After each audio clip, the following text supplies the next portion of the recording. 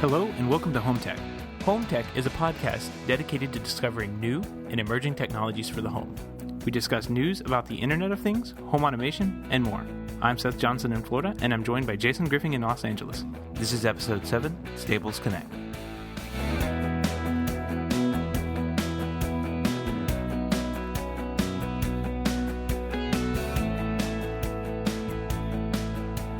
Welcome to the Home Tech Podcast, episode number 7. Glad you're joining us. I'm joined as usual by my co-host, Seth Johnson. Seth, how are you doing? Doing well, Jason. How are you? I'm doing very well. We had a little earthquake here in Los Angeles this morning. It was a bit of a scare. We don't always feel them, but this one we definitely felt, and hit us at about 6 o'clock in the morning, and definitely rocked our apartment. It was a little bit scary, but we survived, thankfully, and we're doing well. So how are things down in Florida? Wow, I've never felt the ground move. So I don't know how I would react to that. It's surprising, even after having been out here for about 7 or 8 years, how few of them you actually feel. There's earthquakes, not constantly, but fairly frequently there are earthquakes, and a lot of them you don't feel. And this one was definite impact. Woke me and my wife both up from a dead sleep, and it was a little bit scary. But most of them are harmless, thankfully, and we hope they stay that way. Wow, that's crazy. Well, I mean, we've had our share of bad weather here in Florida, where it's raining right now. It's kind of tough for us here too. Are you in hurricane country? Where you? Yeah, definitely. It's not hurricane time of the year yet. But we got some pretty strong storms come through, but we all survived. I think kind of added to the pool, so I don't have to go out there and fill it up. So you guys got to deal with the hurricanes, and we got to deal with the earthquakes, and there's stuff like that everywhere, I suppose. So we just deal with it. I guess so. Like I said, I don't know how I would react to the ground suddenly moving beneath my feet. Yeah, it's a little bit freaky. But anyways, let's jump into the episode. I think we had one glaring follow-up item that we wanted to touch on from last week's episode, given the fact that we talked about iBeacons. And I think maybe 1 or 2 days after we recorded the episode, iOS came out with a 7.1 upgrade, and it was pretty big news for iBeacons. Yeah, I mean, 7.1 is a pretty huge upgrade, because the Apple's never really famous for their point 0 versions of software. There's always a lot of bugs that people run into. I mean, in the past years, you've had battery issues and phones dying left and right on the point 0, and then the point 1 is always the one that everybody says, "Oh, rush to upgrade to." This is a pretty big upgrade for them. It does fix a ton of problems that were in 7.0. So a lot of people will be updating to it. I think only after the first day, I think it was up to 25% that they were tracking that people were up to 7.1. So that's good. What was hidden in that update was a pretty big update to the iBeacons. It basically always leaves the tracking turned on, even if you were to on the iPhone, if you close the app. So if you double click on the home button and you swipe up in iOS 7, that generally closes the app out. But in iOS 7.1, the app may be closed, but you can still listen for those beacons. Or if you restart your phone, the app will still be there, kind of listening in the background, and can still send you notifications. So that's a pretty huge thing for developers, because they're going to be able to put their app in, and there's this common phenomenon with iPhone users where they go through and I've seen many people do this at bars and whatnot, where they'll go through and they'll just close out all their apps. And that doesn't, I mean, if you know anything about the iPhone, I guess there's some debate to this, but if you know anything about it, there's really, it really doesn't do much for you, because on an iPhone, when you actually close out of the app and you go back to the main screen, that actually you have about 5 to 10 seconds as a developer to clean up everything and save stuff, and then after that, your app gets kicked from the OS. So this is kind of cool because even if you were to, as a user, close out the app, you would still get that functionality of receiving the iBeacon notifications. So really, really cool. I'm still testing it, so at the end of the episode, we talked about like the 15-second or 15-minute thing. I still don't know if that. I haven't really seen any difference in that. So I haven't really seen. I'm still testing it, so we'll see what other people come up with. I've only got 1 or 2 devices I test on anyway. We'll see what people come up with and around. No, and for the benefit of people who might be listening who didn't catch our previous episode, in episode 6 we featured iBeacons and we talked about it extensively. And Seth is an app developer, at least a part-time one, right? I don't know if you call yourself an app developer. But he does tinker, and he's developing an app that uses this iBeacon functionality. And I think it's actually a little bit surprising how sort of under the radar this technology seems to be. If you're a techie and you're into this stuff, then you know about it. iBeacons has a lot of buzz, but for the everyday person, if you go up to them and say, have you heard about iBeacons? Did you hear about the 7.1 update? Like, they made iBeacons run in the background. They'll probably look at you like you've got 3 heads because they just, it's a little bit under the radar right now. But I think this technology really is a game changer. And we talked about it in our previous episode. And I felt like one of the major limitations of iBeacons was the fact that it wouldn't run truly in the background. Like, if you had an app running and it was still in that dock where you could double tap and you could see it, then it would work theoretically, at least. But now with 7.1, they've built in that functionality where you have to either not have the app installed or you have to go into your menu and opt out of receiving those notifications in order to not receive them. So basically what they've done is they've made it easier for app developers to tap into their users that are using iBeacons to get their attention. And this is going to have very big implications with not only retail, but like we're focused on, which is home automation. And one of the cool things about iBeacons is that we can build home automation apps where your phone can literally tell what room of your house that you're in. And we've never had that functionality before. Not even close. So it's a game changer where your phone can literally sense that it's in the master bedroom or that it's in the family room or that it's in the living room, and it can cause your home automation system to perform different actions based on that knowledge. So that's a game changer right there. And the fact that this can now truly run in the background, even if the app is not open, is absolutely huge to home automation. Yeah, and kind of on that news, I decided to go ahead and start putting something together a little bit more formally on my app. So I'm not sure when I'm going to finish. Had some ideas that I wanted to do in conjunction with this. So that's all been going together. Development, you start off with this idea and it's like, oh, that's really easy to do. Let me do that. And I mock it up and, oh yeah, look, it's done. And then you find like 5 or 10 other features that you want to put in. So I'm just trying to whittle stuff down, and I think I've decided to go ahead and just push forward and see if I can get something made up, because it's a fairly interesting and fun thing to actually play with. Like it's kind of cool. I have one set up on my desk at work, and I walk in the door at the office, and we have all of our buildings out here are built out of concrete because of the hurricanes and whatnot. And the door that you open at the office is a big metal door. And, when I open up the door, it has enough radio frequency to, get outside at that point.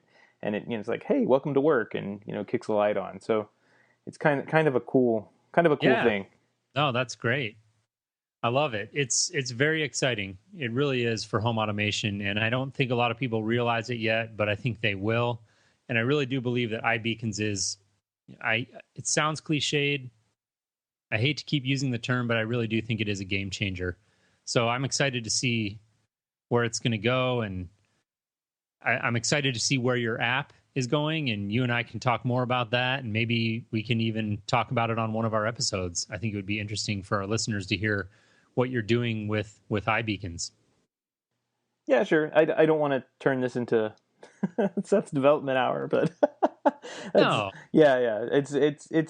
It should be fun. I mean, there's a lot that goes into making just even the most basic app and putting it on the App Store, and I don't think a lot of people really understand how much goes into that, because when people find out that you have an app on the App Store, that you develop software, everybody has an idea, and the ideas are all easy to come by, but implementing them is something else. So yeah, no, we don't have to turn it into that Seth's development hour, but I think it's interesting for people to hear real world applications of the technology. I think it helps drive it home. So with that said, if listeners want to learn more about iBeacons, episode 6, we covered it in depth, and obviously there's a ton of information out there with via a simple Google search, of course. But it really is a cool technology, and one that I'm really excited about. Yeah, and if anybody does want to listen to that episode or any episodes that we have made, they can just go to HomeTech.fm and click on the shows link there, and you'll see all the shows listed. And the iBeacons episode was episode 6, so that's HomeTech.fm/shows/6, and this will actually be show 7, so you'll have /7 instead of 6. You got it. So what else we got going on this week in the world of home automation? It looks like, I guess, there was a soap router Kickstarter scam that kind of came up. It kind of went wild on the internet for a couple days, and then kind of died down just as soon as it started. Yeah, I saw that. It's an interesting story, and I have to admit, I haven't been following it super closely, but I guess the high level view of it is that there was a company called Soap that started a Kickstarter campaign, and they were making a router, just like a basic router that you would use at home for your internet, but it has a touch screen interface on it, so that you can configure your router via a touch screen interface. It's supposed to make things easier. Yeah, and it's a great idea, because for people like you and me, we've worked with end users in their homes for years, and pretty much the standard is that to configure your router, you typically have to go to a web interface and log in and change the settings in there. And if you've done it a few times, it's actually not difficult. It's pretty easy, but it's not intuitive. And the idea behind this router was to make it intuitive. So they put a little touch screen on the front of it.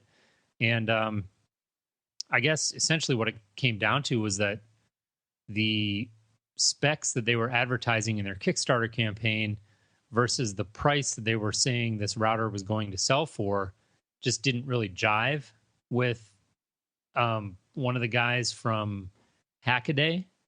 And he wrote an article that went viral on Reddit that basically called it a scam. Is that your understanding of how this whole thing got started? That's kind of what I got out of it. I mean, and then I guess there was some follow up, and CE Pro, which is a industry magazine for our industry, said no, these guys aren't a scam. And there was some more stuff that came out after that maybe their Kickstarter page wasn't completely up to date. I don't know, but it looks like they're legit now, or they've been legit, and it's one of those things. I guess we brought this up because you're going to see stuff like this, especially with all these crowdfunding things going on, and with so much interest in this area, you're going to see a lot more things pop up that could be actual scams, could be something that is never going to make it to market. So I thought it was interesting that this is out now, but it doesn't.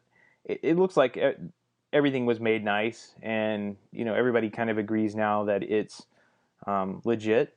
So hopefully we'll see something come from these guys, and this will be, just another one of those systems that we're talking about in the future here.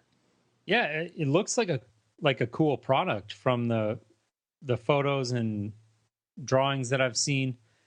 But it is, it's an interesting, I guess, case study in the new economy of home technology, and these crowdfunding campaigns are everywhere now in home automation. I mean, they're just all over the place, and you can hardly keep track of them, even if you try. And so I do think that we're going to see more of this, and there is the potential out there for crowdfunding scams. I feel bad for the guys at Soap if they truly are like a real legitimate company, which right now it looks like they are. I kind of feel bad for them because they sort of got dragged through the mud on this, and it's just unfortunate. And I don't think that it was ill intention on anyone's part necessarily, but it's just interesting. And I think we're going to see more of it as crowdfunding becomes more and more popular.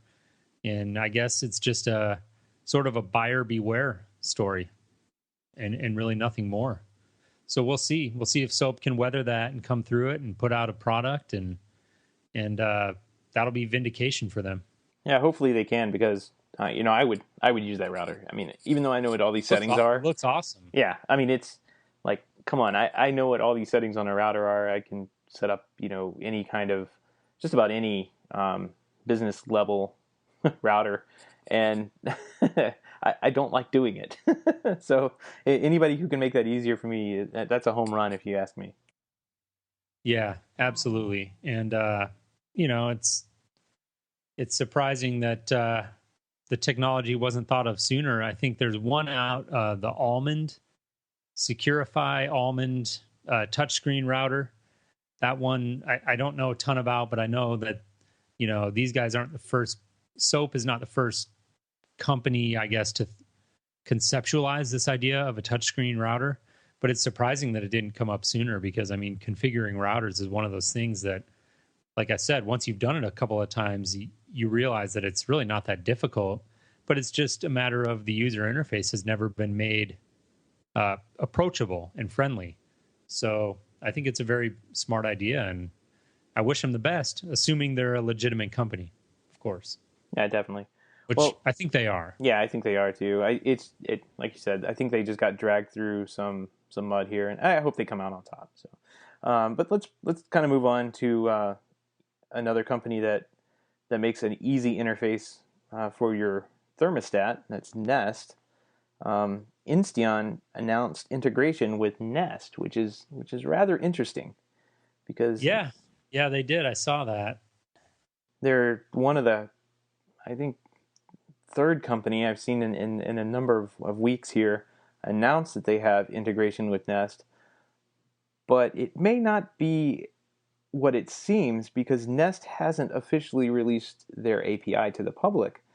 So anything that you see come out prior to that means that Nest won't support it. It could break any day, and it's not something that it would be completely unofficial. So I don't really know what to think. I don't know how these bigger companies are doing this and getting away with it. Yeah, I was surprised, actually. As somebody who follows this stuff pretty closely, Nest made the announcement, I believe it was at CEDIA last year, that they were going to finally open up their API, which, for people who may not know, it just basically means they're going to open up an application programming interface, which means that their thermostat would interface with third-party control systems. So if you had, say, a Crestron home automation system before and a Nest thermostat, those two would be standalone apps. So you would use your Crestron app to control audio, video, whatever other integrated technologies you had with your Crestron system.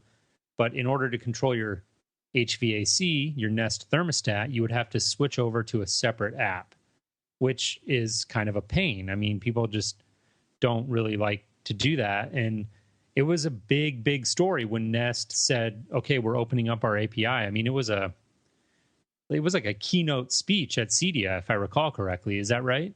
Oh yeah, it was huge. It was huge news. It was huge news, and so I have to admit, when I saw this story come across my radar, I figured that it was official, but it only came to light after a conversation actually with you, I think on Twitter, that this was sort of something that it looks like Insteon has kind of backdoored their way into integration with Nest. And I think Revolve has done a similar thing. And I don't know what the legal implications are of that. And I don't know that all that is really applicable to people who might be listening. But I think the bigger takeaway from that is that this could break and stop working at any time.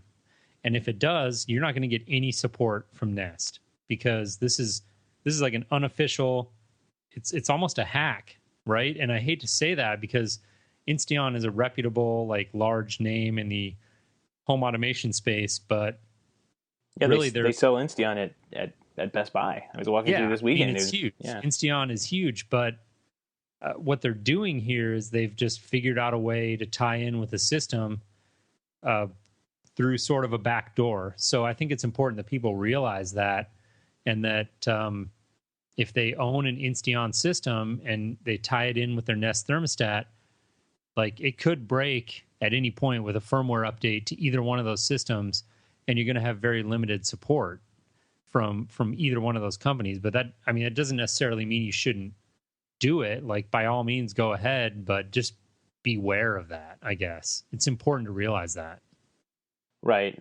And it's important to point out that we really don't know if there's been an arrangement made between Insteon and Nest, but I have some industry contacts. That's true. And there's a CNET article saying it's unofficial, but Nest said that their API was going to come out in Q1, and we still have, I guess, half a month of Q1 to go. So hopefully we'll see that before we hit Q2. Yep, absolutely. So do we want to talk Sonos for a minute? I hear they're just absolutely killing it right now. $535 million last year. That is just insane to me. Like, we talked about that before we started recording tonight, and it just, I mean, I guess I shouldn't say that it's insane, because it's a great product. It really is. Like, it's a truly amazing product, but $500 million in revenue, I had no idea that they were doing that kind of volume. Neither did I. I mean, up 97% over last year. Yeah, and I mean, anybody doesn't know what Sonos is, we'll link to it in the show notes, but it's primarily an audio system.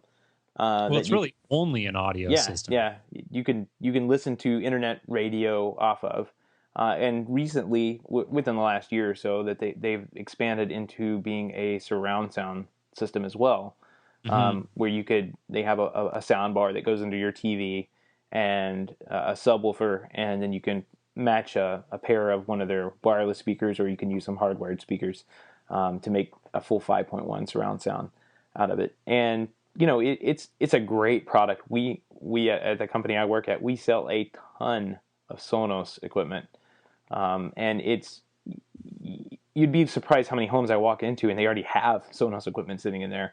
And we have older clients. It's not something. This is a fairly, what I would think, techie. What I would think a techie piece of equipment, but you know what? It's super easy to use, and you just walk up to it, you hit play, and you're listening to music, and that's not very hard to use. So I think what this is from Sonos is kind of the early days of prepping them to become a public company. So you're probably going to see an S1 filed later this year, probably after summer sometime. And then there'll be a public company shortly thereafter. But they've got to get all this information out into the public. So when they go into their quiet period before they become a public company, all these investors have all this meaty information to chew on. No, it's a beautiful product. It really is. I think that it's one of the few products that we talk about in these episodes where I'm confident that probably a fair amount of people who we're speaking to right now have heard of it, because they've done a good job of advertising it and getting the word out. And I think they actually even had like a Super Bowl ad this year, if I remember correctly, which I remember telling my wife, I was like, wow, Sonos is advertising for the Super Bowl. I mean, that's huge, because I've been pretty passionate about this product and I've been installing it for clients for years. And I think it's fantastic. And it's simple to use. It's got a beautiful user interface. It's quick to set up. And I think by far the most important factor that people tend to not talk about enough is how reliable it is. I mean, it just, like, it has its issues like every other product. It's at its heart a wireless technology. So there are these network issues that you run into, and issues with Wi-Fi. Sorry, not Wi-Fi, because it actually makes its own mesh network, but RF interference. And so you do run into issues with that occasionally, and you have your problem jobs where it'll fight you a little bit. But Sonos overall it's an amazing product that you can put into somebody's home for relatively cheap. It'll give them the ability to listen to their iTunes collection, Pandora, Spotify, Rhapsody, Last.fm. I mean, you name it. The list goes on and on. They integrate with almost every online music service that you can imagine. And it brings it all together under one just really nice interface. And it's a fantastic product. It is a closed system, though. It doesn't integrate well with third-party control systems. So again, you get back to that conversation we were having earlier, where you might have a control system that controls your lights and shades and HVAC and security. If you throw Sonos into the mix with that system, you're basically talking about switching apps at that point. Yeah, they do allow control with UP&P, which universal plug and play controls. But it's a little limited. Yeah. I mean, there are people who have made some pretty deep integrations with it, but it takes a lot of time to figure that out, how to do that right. And at the end of the day, it's still kind of a hack. I don't really want to call it that, because it is. I know, I hate that API. word, but it is a little bit like, yeah, I know what you mean. Yeah, I mean, it's the work that people have done to integrate Sonos into Control4 systems or Crestron systems. It's pretty impressive when you get down to it. But Sonos, there's a couple interviews way back when, why don't you offer integration? And they want to control the user experience for their product. And you know what? That's perfectly acceptable, because it's a great user experience. Yeah, I absolutely agree. It's sort of a divisive decision amongst professional systems integrators like you and I, but I tend to, I mean, I completely understand why they do it, and I tend to agree with them that, it's good enough as a standalone product, and it is what it is. Like, it's a great product. They don't need to muddy the water and open it up to integration with every other system, and that'll come eventually, I think, as standards develop. But for now, I think they've made a wise business decision to just keep it simple, keep it closed relatively, and just focus on the core offering that they're offering. And it's a great product. It seems to be paying off too. I mean, $535 million, and you don't have an can't API. Argue with that, right? Who cares? So, all right. Well, should we talk our feature product here for the week, or feature story? Yeah, I think we should definitely dive into it. I saw this. I guess we're going to start talking about Staples Connect. I saw this announced last year, probably the week before CEDIA, I want to say. It was in November. No, it was a CEDIA. It was in September. So, yeah, it was a couple weeks before CEDIA last year. And I could not believe what I was hearing, that Staples, the company that I go and buy office supply from, is making an automation system. And I was sending emails to friends and people in the industry that I know, saying, "Hey, have you heard about this? This is insane. This is a paper company. They sell me pens and pencils, and now they're competing with me. This is insane. Yeah. Uh-huh. I thought the same thing. I really was inclined at first to not take this seriously. Um, when I first heard that Staples, and I had the same reaction to the Lowe's Iris system when I first heard about that coming out. And I don't know, it was like somewhat surprising, but somewhat not, because home automation is a big play now for a lot of these large companies. And it wasn't actually until you told me that Staples is I believe you said, the second largest online retailer out of all of them, next to Amazon. Yeah, that's what I've read, and that's what I've heard. Yeah, and that's where it all kind of made sense, because they are a huge player in online retail, and that's where a lot of this technology is selling. I mean, let's face it, like, this is technology that's geared for people who just they don't want to hire a professional to come and install it. They just want to order it online, have it shipped to their house, or maybe go to the store and pick it up, come home, configure it themselves. Simple, done. And that's what Staples Connect is targeted for. Yeah, and it looks like a very easy and quite frankly one of the most inexpensive systems I've ever seen, considering the number of features that it has. So you, like most systems, you start off with a little hub, and Staples Automation Hub is $99, which is insanely cheap. I mean, it really is. Like, that's just an insanely cheap price. Like Revolve, which is a company that comes to mind that does a very similar thing, although they do a few things differently, and they have a few, I think, more features and benefits compared to Staples Connect, in my opinion. But just to give people a frame of comparison, Revolve is $299, so it's like 3 times the price. Yeah, and for what you get, I mean, bang for the buck, this is probably going to be the best value I can see for a very long time, because they already have integrations with Lutron, Z-Wave devices, Philips Hue, Doorbot. I mean, all these security cameras. I mean, all these things that some of these companies, like maybe Revolve, were only talking about having integrations with. These guys already have it. They're selling it on Staples.com, and it's live. It's running right now.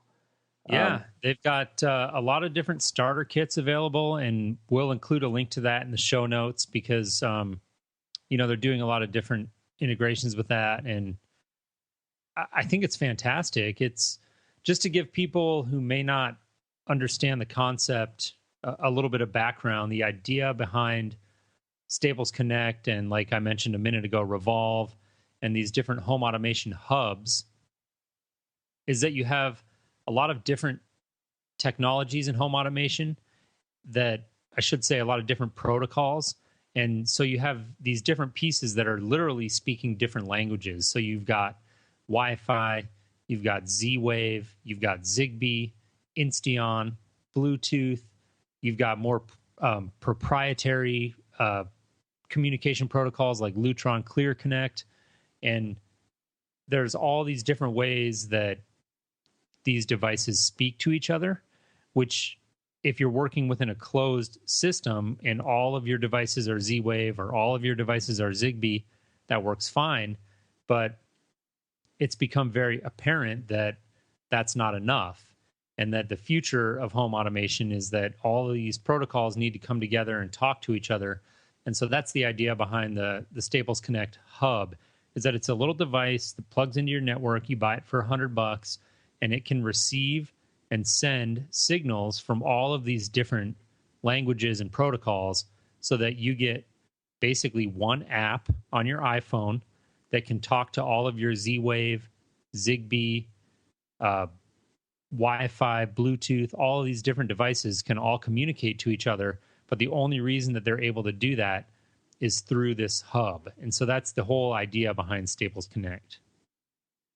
Yeah, and it's got some pretty deep integrations with companies like Lutron, which have been on our backyard for a number of years. And I mean, it's really strange to go onto a website and see, Lutron dimmers that look exactly like the ones that we put in on sale for reasonable prices. Lutron, I mean, they make great products. So this is taking all the good products that exist out there and kind of bringing them down to the end user level. And man, this is going to be a game changer, I think, for a lot of people who are just getting started and may not even know that Staples. Who would have even thought of Staples? So this I've been kind of playing around with this. The setup looks super easy. You get the hub, you plug it in, and you type in a code that's on the back, and you're pretty much done. I mean, yeah, it looks really, really simple. And I haven't I haven't had the opportunity to play around with it myself. But from all of the reviews that I've read, everybody seems to comment on that, on how simple it is. And it's very easy to set up. The one sort of, I guess, complaint that I've heard is that it doesn't give you all of the full functionality that all of the individual apps do, which to me is not surprising. I mean, that's not what it's supposed to be. Yeah, it's not what it's supposed to be, but just to put that in context. So basically what they're saying is if you have Philips Hue lighting and you open the Philips Hue app, you've got tons of different features that you can do and different, variations and just different buttons and control that you have of these systems. Though when you open that same control interface up in Staples Connect, like your Connect hub is able to talk to your Philips Hue lights, but it's not going to give you all of the options that the native Philips Hue app will. But that's like you said, that's really not what it's geared for. And that's really the primary complaint that I've heard about it. And so if that's all that people are complaining about, then I think Staples is doing pretty well. Yeah, exactly. And this is going to be, well, when I first heard about this, it's kind of just in disbelief, but I thought about, what does Staples know about home automation? And it turns out that there's a company behind all this called Zonoff that has actually made all the software for this. They've also made the software for a couple of other products that I've heard of at least. There is the Somfy Tahoma product. I don't know. Have you ever heard of that? I've heard of Somfy, but to be honest, I haven't heard of the Tahoma. Somfy is a shading control system, right? That's what you're referring to? Right. Somfy is probably the number one motorized shading company. I would guess they're number one. They sell a ton of their motors. There's Hunter Douglas and there's Somfy. So between those two, one of them is number one, one of them is number two. I really don't hear of anyone else in the market. Yeah. And so the point, though, is that Zonoff has interfaced with them as well. Is that correct? Well, they've made an entire platform, this Tahoma platform for Somfy, it looks like. So they're basically the back end, the software that just runs everything. So these guys have been around for a while, and they let's see, I was going to take a look here. They have quite a bit of experience in making these types of products. So it's no wonder that out of the gate, these guys are integrating with Z-Wave, Zigbee, and let's see, what else do they have? Lutron, GE, Philips, First Alert, Doorbot. I mean, it just out of the box. These are very, very large names and companies. Philips, Honeywell. I mean, these are big manufacturers that don't listen to startups very well. Yeah. But they will get involved with companies like Zonoff, and Zonoff has the infrastructure and the ability to make their products talk with them. So it's a very interesting platform, and it's built on a solid system. It looks like. And for, it looks like Staples or someone, maybe Zonoff or Staples, I'm not sure. I think I read or heard somewhere, one of them had a relationship with Linksys. You would think it's Staples because they sell a lot of Linksys routers and whatnot. So that's who actually is making the gateway, the bridge for Staples Connect. It's funny you brought that up because I was going to mention that because the picture gets a little bit muddy when you start digging into it a little bit, because the Staples Connect hub is made by Linksys. I mean, if you look at it, it says Linksys right on it. Okay, but one of the things that I read about Staples Hub, or the Staples Connect hub, I'm sorry, is that it does not interface with Belkin Wemo. And Wemo is a pretty big player in this, bite-sized home automation, smart light switches, smart outlet game. And these two systems do not talk to each other, which wouldn't be all that surprising were it not for the fact that Belkin owns Linksys. So that's where I was really confused. I'm like, okay, Linksys makes the hub for Staples Connect. Belkin owns Linksys. Belkin owns Wemo, but the Staples Connect and Wemo don't work together. Like, I don't understand that. I have to imagine it's only a matter of time, but does that not seem like very strange to you? Yeah, that does seem odd. I mean, it is a fairly early product. It was announced the end of last year, like I said, right before CEDIA, somewhere. I want to say September, in that time frame. And heck, I didn't even realize that it had launched until I went to the website. I guess maybe a couple weeks ago when we were talking about shows that we would line up to do. So it's a fairly young platform, and so hopefully they'll get Wemo integration one of these days, maybe. And I think they will. And I mean, honestly, I don't even know the exact timeline, but I don't think the acquisition of Linksys by Belkin is all that old either, if I'm correct. I mean, I don't think that happened all that long ago. So I think it's just probably a case of, all these different companies are merging and creating technologies. And I just thought it was interesting, though, when I read that, okay, Staples, I specifically read in one of the reviews, Staples Connect does not work with Wemo. And I started to connect these dots in my head, and I said, oh, that just doesn't make sense to me. Like, Linksys, Belkin owns Linksys, what gives there? So I would have to imagine that it's only a matter of time until those two systems are talking to each other. Maybe they'll meet each other at the water cooler one day and like, oh, what are you guys working on? Maybe we should figure this out. yeah, maybe that'll happen. Let's hope, because it looks like a really cool product. I think for $99 to get you started, you could have a pretty neat lighting control system. If your hub starts at $99, you could get kind of best quality Lutron lighting. You can get some Lutron shading. This would be a killer lighting control system. Yeah, and that was one product that I was kind of surprised to see on their page was Lutron. And I don't know why I was surprised, but Lutron is such an established name in our industry, in the world of professional systems integration like you and I do every day. And so I guess it just lends a certain amount of credibility to the platform.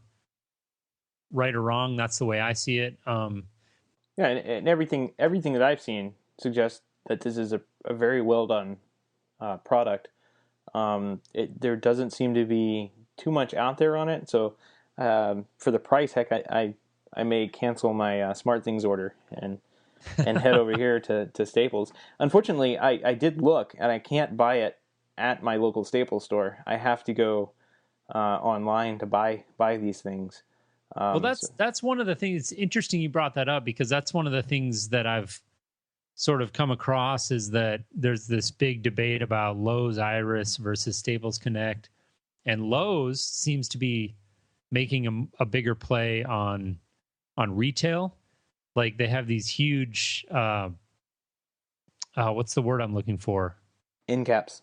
Yeah, end caps. Yeah, they have these huge end caps set up at all their stores, and We actually posted a picture of one of them to our Twitter account the other day because we think it's so awesome. I mean, Lowe's, like, you go to their store and there it is, home automation. It's right there for everybody to see. And we're super excited about that this technology is finally becoming mainstream enough for it to be on an end cap at Lowe's. But I don't know. I mean, I haven't been to enough Staples to say this definitively, but I don't hear about that from the Staples angle, other than I think I did read that they set up a pretty prominent display at their store in Manhattan, I believe. Yeah, so, I know that they want to be a retail channel for the Internet of Things, and I guess it's kind of slowly rolling out. It's online now, which is fairly easy to do for them. Mm-hmm. But I know that they want to be. I mean, they serve both like the small home office market and some residential. So it's kind of a smart place for them to throw their products in. And we were just talking about last week about Radio Shack shutting down 1,100 stores. While I was kind of reading through this and learning more about Staples Connect, I'm thinking in my head, you know what, Radio Shack may be replaced by Staples, because they're going to be the place I go to pick up an Aspire Z-Wave single pole dimmer for $69. I mean, if I need a Z-Wave dimmer and I can run over to my local Staples store and pick one up, I'm sure as heck going to do that because I don't have to order it online and wait a couple of days. So, that's what I think their long-term goal is to have these products that are there for their customers and serve their customers either in their store or on their website. And hey, I'm all for that because I like this stuff, and if I get to go hang out at Staples and check out the new home automation equipment, I'll do it. I mean, this is pretty cool. If you want to find Seth, just go to your local Staples. Yeah, exactly. No, I think it's a great product. I think it's exciting, and if you're interested in getting into an entry-level home automation system that you can start playing around with for a low cost of entry, I think it's definitely one to consider. Absolutely. I wouldn't have any hesitation. I'm considering it myself. Yeah, it's such a great price point and such a solid looking system that they've put together. It's very compelling to go out and, especially at these price points, to go out and get one. Absolutely. So, besides Staples, Jason, where on the internet can people find you? Yeah, I think Twitter is you're going to be your best bet, at Jason Griffing. That's GRIFFING. And I am found easily on Twitter as well. Seth P. Johnson would be where you could find me there. Or you can go to HomeTech.fm and fill out the feedback form to give us some notes and maybe tell us how you're using Staples Connect. If anyone out there has one, we'd be really interested to hear from you. Yeah, absolutely. All right. Well, I guess thanks for listening, and this wraps up our 7th episode. Thanks, Jason. All right, Seth. Have a good week. I'll talk to you soon. All right. Take care.